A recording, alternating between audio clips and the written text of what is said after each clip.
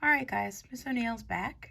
We are going to be continuing our conversation on two-way frequency tables and relative frequency. So today I'm actually going to be looking at Khan Academy with you, which is new to me as well. So I'm learning a little bit alongside you guys.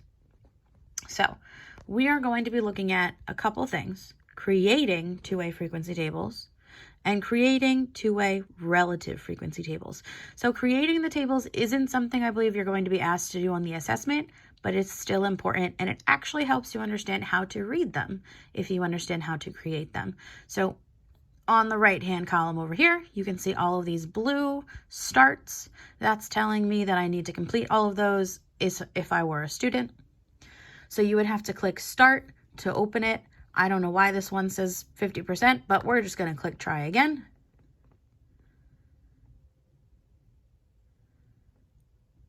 And our assignment pops up. So creating two-way frequency tables. All right, here we go.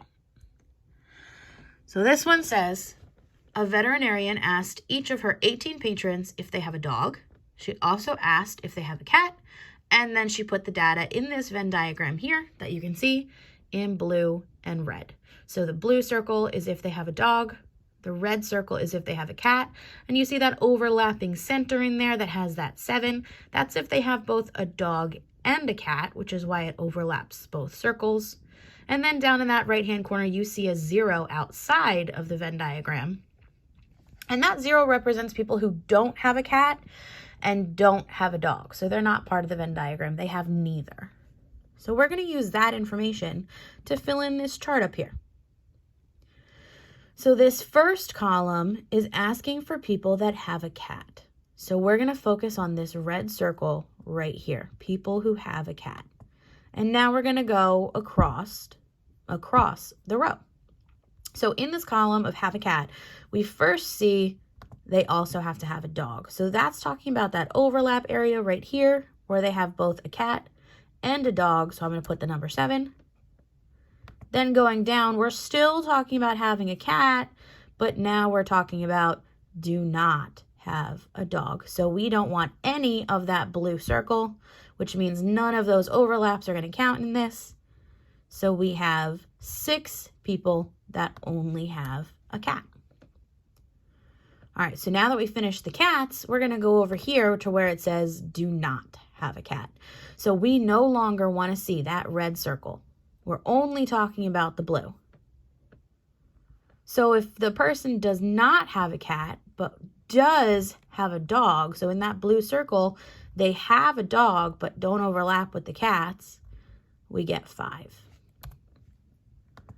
And then the last one is saying, I don't have a cat and I don't have a dog. So I'm not in the red and I'm not in the blue. I'm this outlier of 0 here. I have neither. And 0 people do that. So once we filled in those boxes, you see a little check popped up in the bottom right-hand corner. So this is where we get to check our work. So I'm going to click check. And it tells me that I got it right. So I'm going to hit next question. Okay, now this one is slightly different. It's a different format. You guys don't get a Venn diagram this time. It's all in words, but it still tells you the same information. I'm sorry, don't mind the ripping paper. All right. So for this one, it says Mainin knows the following information about 13 professional golfers. 9 golfers have both practiced for 10,000 hours and won a major. Now, I don't know what a major is, but that's okay. 10 golfers in total have practiced for at least 10,000 hours. And 10 golfers in total have won a major. So it's the really important thing to notice in those last 2 dots is it says the words in total. Now take a look at that two-way table down here. I don't see a column or a row that has the total. So that's something that we need to add in ourselves. So what I'm going to do is I'm going to copy this table down on paper to actually help me visualize this a little more. So I'm going to do that real quick. So we have people who have practiced for 10,000 hours, people who have not,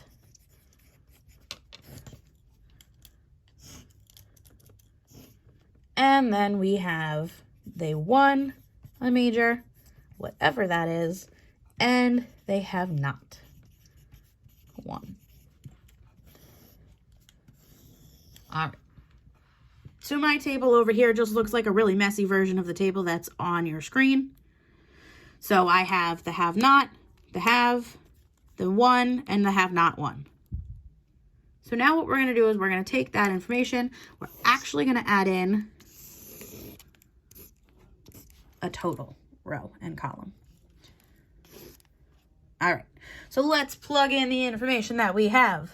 So we know that there was a total of 13. 13 professional golfers in total. All right.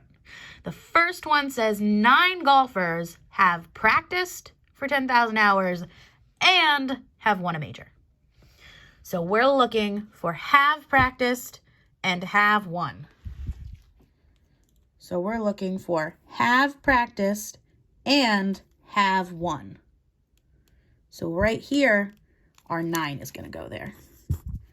9 people have practiced and have won.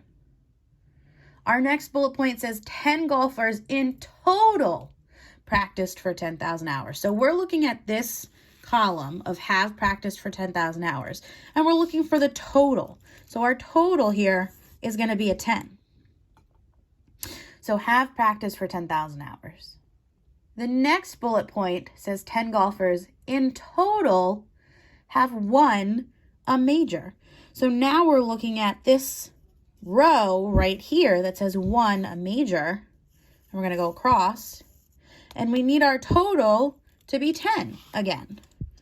So in this little empty space here, we're going to put a 10.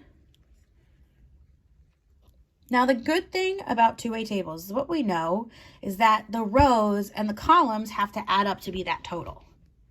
So here for have practiced, I have 9 people have practiced for 10,000 hours and have won, but I don't know how many have not won. So what I need to do is I know 9 plus something is going to get me that 10. So 10 minus 9 is 1. I'm going to get 1. And I can do the same thing going across. I know my total has to be 10. So what I need to do, 10 minus 9 gives me another 1. Now what's a little confusing is this bottom corner right here. Because we're not exactly sure of the totals, but what we know is that there's 13 golfers in total. So if I have 13 golfers in total, one of them has not won a major and has not practiced for 10,000 hours. So that gets rid of one person. So now we're down to 12. One person has practiced for 10,000 hours and has not won a major. So now we're down to 11. And then 9 more have practiced and have won. So what we did is we took that total of 13 and we subtracted the 1, 1, and 9 to give us a 2. So we subtract all of these numbers from our total of 13 people. Now, if you weren't sure how to do that, that's okay. The good thing about Khan Academy is it'll help you if you're not sure of the answers. So what we knew how to find was that 9, 1, and 1. So what I'm going to do here, I'm going to put in 9, 1, and 1. And let's pretend that I had no idea how to find that bottom one. I didn't know how to get if the person didn't practice and didn't win. So I just guessed another 1 because I wasn't sure. When I hit check, it'll bounce back at me and tell me to give it another shot. And then it'll ask me if I want help. So I would click on that little button here that says get help. And it pops up. So right here, it tells you step by step how to fill in that table. But we actually knew how to get the first 3. So what I'm looking for is how they got that 2, which it tells me right here. A total of 13 golfers. Take away your 9, your 1, and your 1, and you're left with 2. Because there's only 2 golfers left out of that 13. So what we just talked about, it also explains in words if you ask for help. So we're going to try again. We're going to take this out. We're going to plug in that 2, and we're going to click check again, and it tells us we got it right this time. All right, so that is how to create the table when you're given a Venn diagram or you're given those bullet points up there. Since this video is already 10 minutes long, I'm going to end it here, and I'm going to start a new one on how to do relative frequency tables. Bye, guys.